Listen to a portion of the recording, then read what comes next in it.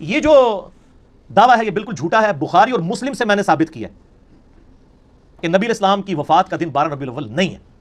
صحیح بخاری صحیح مسلم سے, جو آپ کے علماء نے نہیں آپ کو بتایا تھا. اور میرا ریسرچ پیپر نمبر 12 12 ربیع الاول کی نسبت سے میں نے اس کا 12 نام رکھا ہے. زمانہ بریلویت کا چھپا ہوا ہے, وہ 2001 کے اندر اس وقت کا پرنٹڈ ہے. وہ ہماری ویب سائٹ کے اوپر رکھا ہوا ہے, ہم اس کا جے پی جی بھی اس میں ایڈ کر دیں گے, جس میں میں نے ثابت کیا تھا بخاری اور مسلم سے کہ نبی علیہ السلام کی وفات کا دن 12 ربیع الاول ہے ہی نہیں ہے. اگر آپ یہ مانیں گے تو بخاری مسلم کا انکار ہوگا. پہلا سوال تو ان سے کریں کہ یہ یوم وفات جو آپ کہہ رہے ہیں دنیا کی کس حدیث کی کتاب میں لکھا ہوا ہے؟ ہم نے تو پیدائش ثابت کر دی دلائل النبوہ سے, یہ وفات ثابت کریں. کسی تاریخ کی کتاب سے لے کے جو اتھینٹک ہو, کوئی نہیں. اے سن سنا کے سنی ٹنی, پڑھ پڑھا کے سنی پڑھو, علمی کتابیں پڑھو. وہ بڑا سمپل فارمولا ہے. بخاری اور مسلم دونوں میں یہ حدیث ہے, مشہور حدیث ہے کہ حضرت عمر کے پاس ایک یہودی آتا ہے, اے امیر المومنین آپ کی کتاب میں ایک آیت ایسی ہے جو ہم یہودیوں پہ نازل ہوئی ہوتی تو ہم اسے عید کا دن. پوچھا کون سی؟ تو اس نے کہا الیوم اکملت لکم دینکم واتممت علیکم نعمتی ورضیت لکم الاسلام دینا. سورۃ المائدہ آیت نمبر 3. آج کے دن ہم نے اپنا دین تم پر مکمل کر دیا, اپنی نعمت تمام کر دی اور اسلام کو ایز اے ریلیجن تمہارے لیے پسند کیا. تو حضرت عمر نے بڑا انٹلیکچوئل جواب دیا. انہوں نے کہا کہ ہمیں پتہ ہے یہ آیت کس دن اور کس موقع پہ نازل ہوئی. نبی علیہ السلام عرفہ میں تھے, یوم عرفہ 9 ذو الحجہ کو جمعے کے دن ہی تو یہ آیت نازل ہوئی تھی, یعنی وہ پہلے عید کا دن تھا. یہی حدیث ترمذی میں بھی ہے. اس سے آگے ایک اور حدیث امام ترمذی لے کے آئے کہ ابن عباس کے پاس ایک یہودی آ کے اسی طرح بات کرتا ہے, تو ابن عباس کہتے ہیں اللہ نے ہمیں 2 عیدیں دی تھیں اس دن جس دن یہ آیت نازل ہوئی. نمبر 1 یوم عرفہ 9 ذو الحجہ, اور نمبر 2 جمعے کا دن. اس سے کیا پتہ چلا کہ نبی علیہ السلام نے جس سال حج کیا 10 ہجری میں, اس دفعہ حج جمعے کے دن آیا تھا. ٹھیک ہو گیا. اور یہ کہتے ہیں اکثر مشہور ہے جی وہ حج اکبر ہوتا ہے جمعے کے دن آ جائے, حالانکہ جمعہ پڑھنا ہی نہیں ہوتا حج نے. اور حج کو حج اکبر کہتے ہیں, عمرے کو حج اصغر کہتے ہیں. بخاری کھول کے پڑھ لیں, حج اکبر سارے حج اکبر ہی ہوتے ہیں, عمرے کو حج اصغر چھوٹا حج کہتے ہیں. زور کی نماز پڑھنی ہوتی ہے زور سے جمع کر کے, وہ بھی 2 فرض. تو ابن عباس نے کہا کہ وہ 2 عید کے دن تھے, یعنی جمعے کا دن بھی تھا وہ اور یوم عرفہ بھی.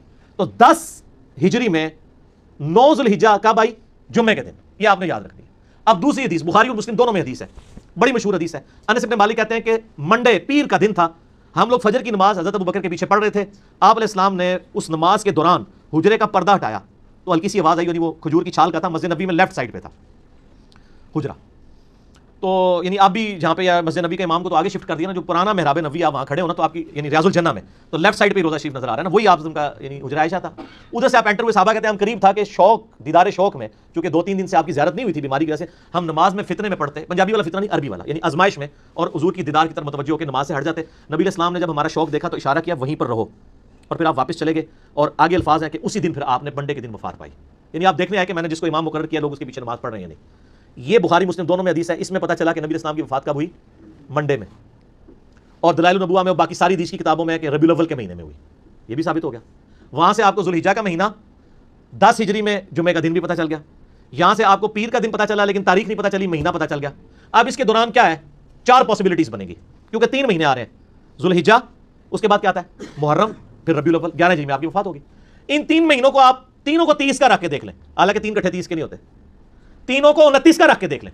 2 29 1 30, 2 30 1 29, 4 ہی کمبینیشن بنتے ہیں. چاروں کمبینیشنز میں پیر کا دن 12 ربیع الاول کو آتا ہی نہیں ہے. گنے نا, یعنی 9 ذو الحجہ کو ہوا جمعہ, 10 کو کیا ہوا ہفتہ, 11 ذو الحجہ اتوار, اس طرح گنتے جائیں. ذو الحجہ کو آپ 29 کا رکھ لیں, اگلے بھی 2 29 کے رکھ لیں. ذو الحجہ کو 29, اگلے 2 30, تینوں کو 30, 2 29 1 30, 2 30 1 29, چاروں پاسبلٹیز بنائیں. آپ جب ربیع الاول میں پہنچیں گے نا تو ربیع الاول میں کوئی بھی بندے 12 ربیع الاول کو نہیں آ رہا ہوگا. تو اس کا مطلب ہے کہ آپ کی 12 ربیع الاول کو ڈیتھ نہیں ہوئی. ایسا پڑھی لکھی گال ہے, علمی کتاب. کیوں؟ کیونکہ نام ہے بابی, نام ہے بابی, میں ہوں مسلم, علمی کتاب, یہ پڑھی لکھی بات ہے. آپ ریسرچ پیپر نمبر 12 پڑھ لیں, اس میں میں نے کلیئر کٹ اس کو ثابت کیا کہ 12 ربیع الاول یوم وفات ہے ہی نہیں ہے. لہٰذا اس کی بنیاد کے اوپر آپ کسی کے اوپر چڑھائی کرنا اور لیم ایکسکیوزز بنانا کہ یہ وفات کا دن تھا, غم منائے, تو آپ نے وہ جعلی شعر کہا تھا. دوبارہ پڑھو نا شعر, ذرا بڑا مزیدار شعر لکھا ہے. اے جھوٹا شعر سنو جی, سناؤ جی لال رومال والا شعر. پیام توحید کے منادی میرے نبی نے وفات پائی, یہ سارے ابلیس کے حواری مگن ہیں خوشیاں منا رہے ہیں. تو یہ لال رومال والوں نے میلاد منانے والوں کو ابلیس کے حواری کا ہے. اب وہ جو گرین پگڑی والے ہیں اور باقی لوگ ہیں, انہوں نے ان کو کیا کہا ہے کہ نثار تیری چہل پہل پہ ہزاروں عیدیں اے ربیع الاول, سوائے ابلیس کے جہاں میں سبھی تو خوشیاں منا رہے ہیں. دونوں نے ایک دوسرے کو ابلیس کہا ہوا ہے اور ہم دونوں سے اعلان برات کرتے ہیں. کیوں کرتے ہیں؟ کیونکہ نام ہے وابی, نام ہے بابی, میں ہوں مسلم, علمی کتابی. اگرچہ میلاد شریف منانے کا مروجہ طریقہ صحابہ کرام, تابعین اور تبع تابعین کے دور میں شروع نہیں ہوا, لیکن بعض بڑے علماء نے 7ویں اور 8ویں صدی ہجری میں سٹارٹ ہوئے اس عمل کو پسند کیا. مثلا ابن حجر حیتمی, امام سخاوی, امام جلال الدین سیوطی, ملا علی قاری اور آپ کے پسندیدہ ابن حجر اسقلانی نے بھی اس کو جو ہے نا میلاد منانے پر اجماع کا دعویٰ کیا. تو کیا یہ درست نہیں ہے؟ انہوں نے اجماع کا دعویٰ نہیں کیا, لیکن باقی جن بزرگوں کے ہم نے نام لیے نا, یہ واقعی یعنی پہلی بات تو یہ ثابت ہوئی کہ ان بزرگوں کی اگر یہ بات ماننی ہے تو یہ بھی مانے کہ ان بزرگوں نے خود مانا ہے کہ یہ 7ویں صدی ہجری میں یہ سارے معاملات شروع ہوئے ہیں میلاد والے. یعنی وہ بھی حکمرانوں کے زیر سایہ وہ علماء کو بلاتے تھے، ان سے تقریریں کرواتے تھے، ان کو اشرفیاں دیتے تھے، ٹھیک ہے نا جی. اور ظاہر اس وقت علماء کو تعریف ہی کرنی چاہیے تھی کیونکہ وہ ڈائریکٹ بینیفیشری تھے اس پورے سسٹم کے. تو ہم تو فتویٰ کوئی نہیں لگاتے ہیں، لیکن ہمیں صرف یہ بتایا جائے کہ جن چیزوں کی تعریف انہوں نے کی ہے وہ چیزیں کیا ہوتی تھیں. نبی علیہ السلام کی سیرت بیان ہوتی تھی، وہ تو ہم بھی کرتے ہیں پروگرام. آج میں بھی تو محفل میلاد کر رہا ہوں، میں نے کہا اجماع ہے ربیع الاول میں آپ پروگرام کریں. لیکن یہاں پروگراموں میں کیا ہو رہا ہوتا ہے؟ اپنے علاوہ ساروں کو گستاخ رسول کہہ رہے ہوتے ہیں. اگر ان اماموں نے لکھا ہے کہ اس وقت میلاد کی محفلوں میں لوگوں کو گستاخ رسول کہا جاتا تھا اور یہ شعر پڑھا کرتا تھا جایا تھا کہ جی نثار تیری چہل پہل پہ ہزاروں عیدیں ربیع الاول سوائے ابلیس کے جہاں میں سبھی تو خوشیاں منا رہے ہیں، اگر یہ شعر پڑھا جاتا تھا تو پھر بتا دیں، یہ تو نہیں پڑھا جاتا تھا. تو اس طرح کے پروگراموں کو تو ہم جائز سمجھتے ہیں، ہم تو نہیں فتویٰ لگاتے، بالکل نہیں لگاتے. ایسے پروگرام جو کتاب و سنت کے دائرے کے اندر ہوں کریں آپ، کوئی سارے کرتے ہیں. کوئی سیرت النبی کانفرنس کرتا ہے، کوئی میلاد مصطفیٰ کانفرنس کرتا ہے، کوئی امام اعظم محمد رسول اللہ کانفرنس کرتا ہے صلی اللہ علیہ وآلہ وسلم. بریلوی حضرات میلاد شریف کے موقع پر ایک شعر پڑھتے ہیں جو اپنے 2 مرتبہ دہرایا آگے. ہاں جی، اور گستاخی کا فتویٰ بھی لگاتے ہیں آپ. نثار تیری چہل پہل پر ہزاروں عیدیں ربیع الاول سوائے ابلیس کے جہاں میں سبھی تو خوشیاں منا رہے یعنی سوائے لال رومال والوں کے. باقی ٹھیک ہے یہ بات. اچھا ہاں جی، پھر آگے کڑو. یہ کیا ٹھیک ہے گستاخی کا فتویٰ لگانا ہے؟ بہت غلط فتویٰ لگا رہے ہیں سر، اس طرح تو نہ لگائیں. اگر یہ آپ کہتے ہیں کہ یہ آپ جس طریقے پہ میلاد منا رہے ہیں اس طریقے پہ جو جھنڈیاں لگائے گا، جلوس نکالے گا، ماڈل بنائے گا، مردوں عورتوں کا اختلاط ہوگا اور گانوں کی طرز کے اوپر ڈھول ڈمکے ہوں گے میلاد کے موقع پر، یہ نبی علیہ السلام سے محبت کا تقاضا ہے، تو ہم پھر ایک سٹیپ آگے جائیں گے. ہم آپ سے کہیں گے کہ اہل بیت کی محبت ایمان کا حصہ نہیں ہے. مسلم شریف کی حدیث ہے 240، علی سے محبت نہیں رکھے گا مگر مومن، علی سے بغض نہیں رکھے گا مگر منافق. اور ترمذی اور مسند احمد میں امام حسن حسین کے لیے ہے کہ اللہ میں ان سے محبت کرتا ہوں، تو بھی محبت کر، جو ان سے بغض رکھے تو بھی اس سے بغض رکھ. تو سر محرم میں میلاد کا جلوس نکالنے والے محرم میں 10 محرم کا جلوس کیوں نہیں نکالتے ہیں؟ چلو بغیر ماتم کے نکال لیں، ماتم سے اختلاف ہے نا. کبھی بریلویوں کا جلوس نکلا 10 محرم کا؟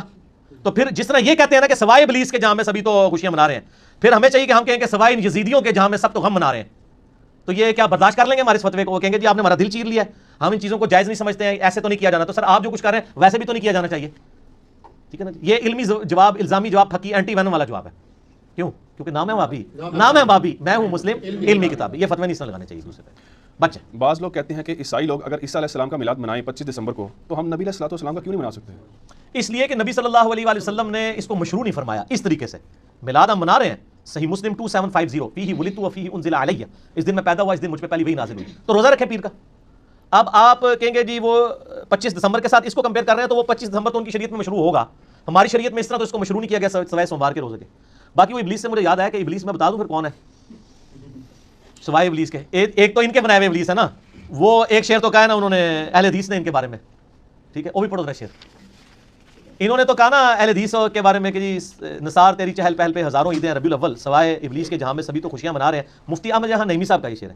اہل حدیثوں نے کیا کہا؟ لال رومال والوں کا شعر بھی بتائیں نا. وہ شعر ہے جی پیام توحید کے منادی میرے نبی نے وفات پائی، یہ سارے ابلیس کے حواری مگن ہیں خوشیاں منا رہے ہیں. وہ کہتے ہیں یہ سارے ابلیس کے واری ہیں جو خوشیاں منا رہے ہیں نعوذ باللہ. اور وفات والا ایک ڈونگرے چاہتے ہیں کہ 12 ربیع الاول کو وفات ہوئی تھی، میں نے ثابت کیا 12 کو وفات نہیں ہوئی.